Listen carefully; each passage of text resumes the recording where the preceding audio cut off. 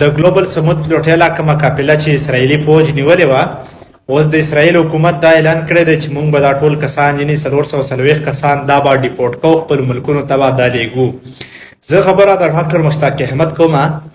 چې والله که اسرایلي فوج دا فیصله نه وی کړی چې موږ دا ډیپورټ کوو،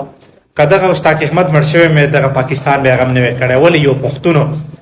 دا پاکستان د هر هغه کس غم نه کوي چې پښتون ولې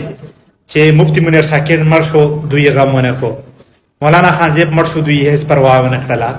دوی د هر هغه پښتون پروا نه ده کړې چې هغه په غټه سطح باندې، نو دوی به د ډاکټر مشتاق احمد څخه پروا کړې وې. د نورو ملکونو خلک باقاعده راوچات شول، پروټیسټ یې وکړ، احتجاجونه یې وکړل، په خپله افیشیلي یو فارمل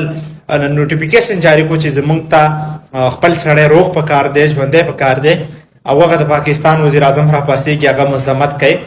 نو خبره ده چې موږ ته د مشتاق احمد لاش نه دی پکار، بلکې موږ ته مشتاق احمد ژوندی پکار دی. که څه هم هغه د پښتنو د حق خبره نه ده کړې، کم از کم بیا یې هم د یو مظلوم قام ملګرتیا کړې ده، یعنې د فلسطینیانو. نو موږ د هغه په حق کې یو، خدای دې وکړي چې هغه ژوندی راورسېږي او صحتمند دي.